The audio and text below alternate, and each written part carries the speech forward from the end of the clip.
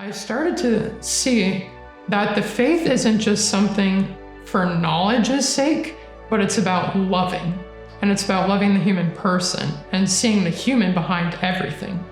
I really saw, the life of a priest is the life of joy. It's the life of laughter. It's the life of service, love.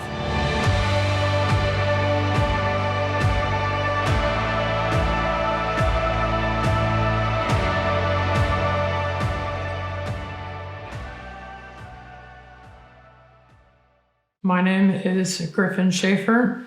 I'm from Minot, and my home parish is Our Lady of Grace. So, like I said, I'm from Minot, and I grew up Catholic.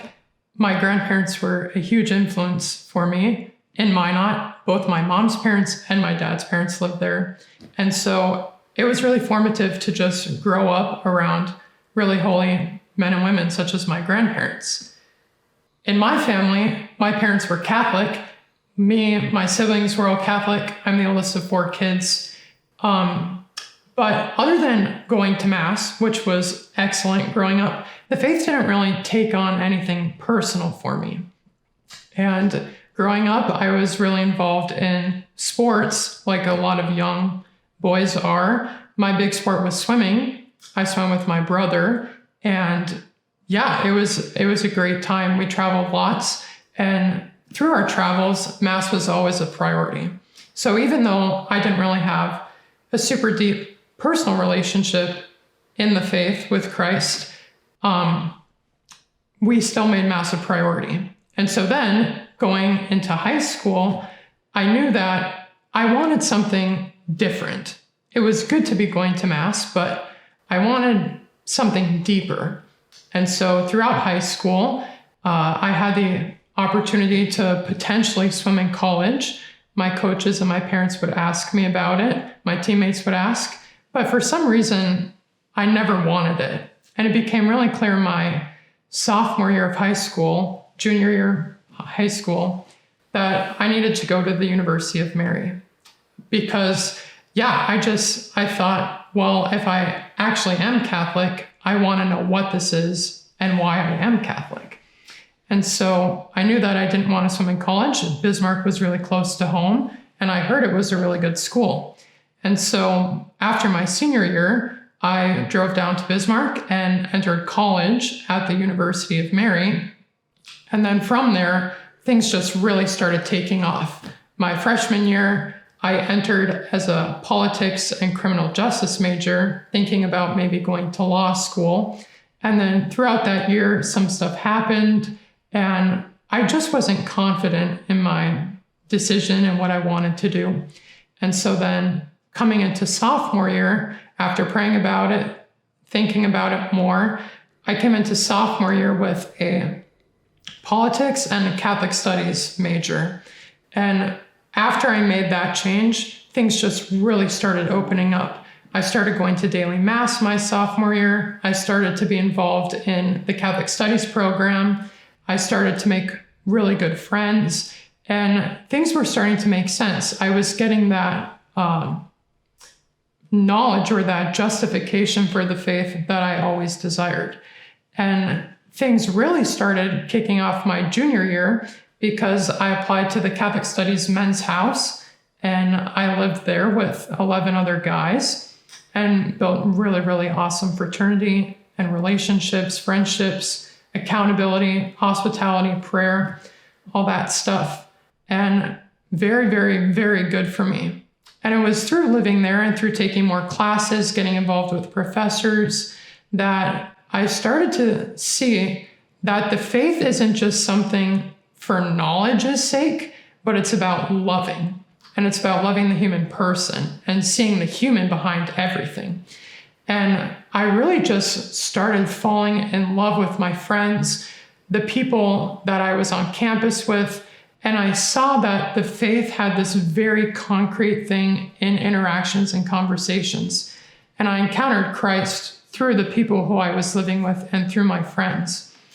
So that second semester of junior year, I spent a semester in Rome through the University of Mary's program there. And that was a life-changing semester. things throughout college had kind of been building up to this really grand experience, this adventure that I had there.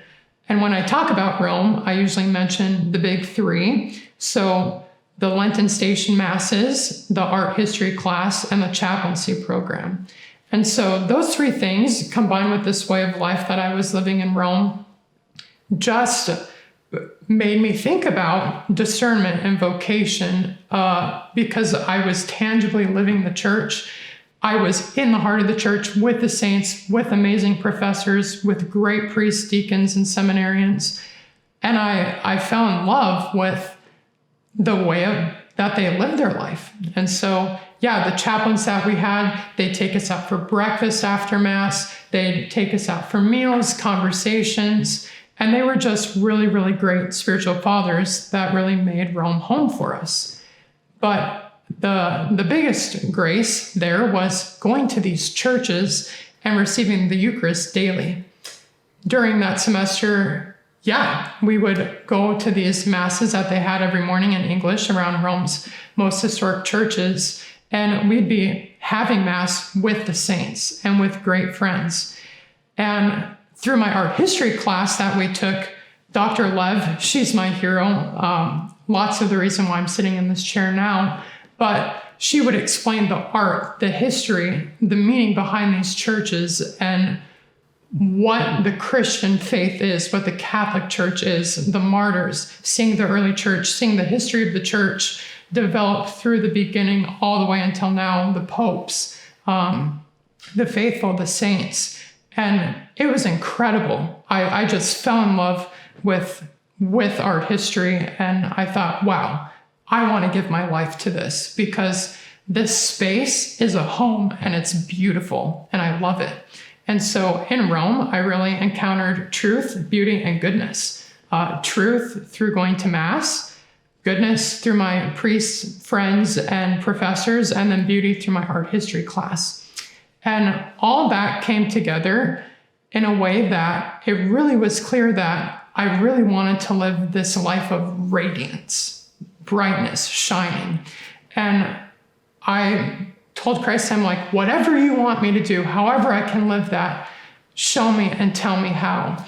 And so coming back from Rome that summer, I'm a big believer in things that will be revealed after you do something big like that. And so last summer, so much happened in my heart where I was seeing, I really think seminary is the next thing. I've been given so much.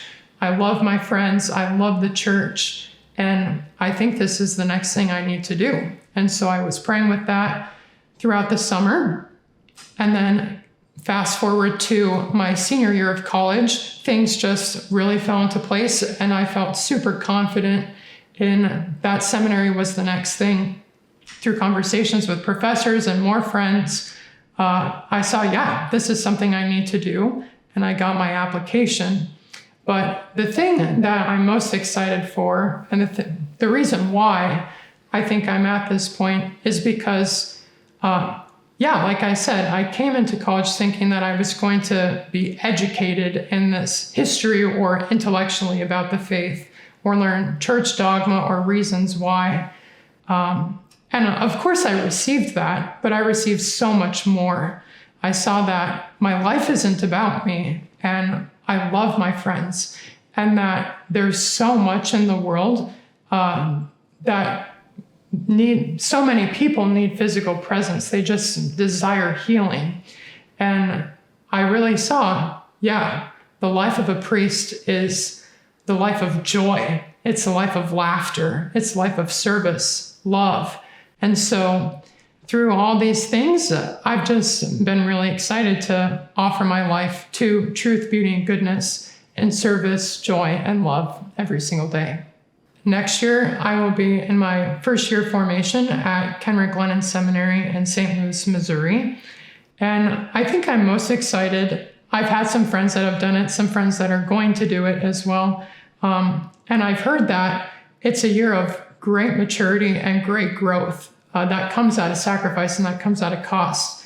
And so I'm expecting to be broken down because that's where Christ really works. And so I'm super excited to just have him reveal himself in my weakness, and to really rely on him, to rely on his mother Mary, and to see who I really am is his beloved son.